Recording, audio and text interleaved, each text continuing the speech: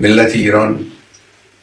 در مقابل جنگ تحمیلی ប្រជាជាតិអ៊ីរ៉ង់នឹងឈរយ៉ាងរឹងមាំប្រឆាំងនឹងសង្គ្រាមដែលគេបានដាក់មកលើខ្លួនដោយអ្វីដែលអ៊ីរ៉ង់តែងតែបានធ្វើមកទល់ពេលនេះអ៊ីរ៉ង់ក៏នឹងឈរយ៉ាងអង់អាចក្លាហានប្រឆាំងចំពោះសន្តិភាពដែលគេបានចាត់បង្ខំមកលើខ្លួនប្រជាជាតិអ៊ីរ៉ង់នឹងមិនចោះចាញ់អ្នកណាម្នាក់ឡើយមិនថាអ្នកនោះមានបំណងដាក់ទណ្ឌកម្មឬគំរាមយ៉ាងណានោះទេការវាយប្រហារពិន័យសងសឹកដែលកម្លាំងយោធាអ៊ីរ៉ង់កំពុងធ្វើនិងមានគម្រោងធ្វើទៅលើសត្រូវដ៏សាហាវព្រៃផ្សៃមួយនោះនឹងគឺជាទណ្ឌកម្មដ៏ធ្ងន់ដែលនឹងធ្វើឲ្យសត្រូវចុះទន់ខ្សោយការដែលបកពួករបស់គេគឺសហរដ្ឋអាមេរិកចូលលូកដៃមកក្នុងរឿងនេះវាបានសបញ្ជាក់រួចទៅហើយអំពីភាពចុះទន់ខ្សោយសមត្ថភាពរបស់ពួកសត្រូវ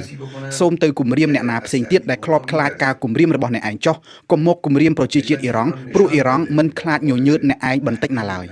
ការដែលអ្នកឯងមកប្រើសម្ដីប្រាប់ឲ្យប្រជាជាតិអ៊ីរ៉ង់លុតជង្គង់សំចោះចាញ់វាគឺជារឿងមួយមិនត្រឹមត្រូវនិងខុសឆ្គងខ្លាំងណាស់អ្នកណាក៏ដោយដែលមានគំនិតចេះត្រេះរិះពិចារណានិងស្គាល់តំបន់នេះច្បាស់ពិតជាដឹងយ៉ាងប្រកបថាប្រជាជនអ៊ីរ៉ង់និងប្រវត្តិសាស្ត្រអ៊ីរ៉ង់មិនអាចធ្វើរឿងកំសាកបែបនេះជាដាច់ខាតតើឲ្យយើងចោះចាញ់អ្នកណាអ៊ីរ៉ង់មិនមែនជាប្រជាជាតិមួយដែលចោះញោមខ្លាចគេនោះទេ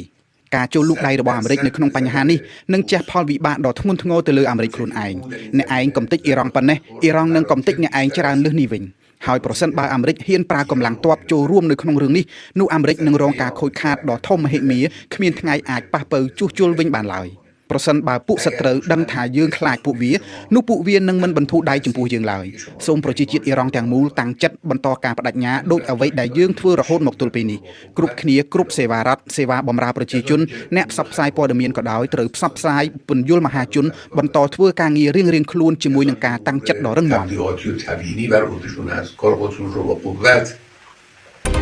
انجام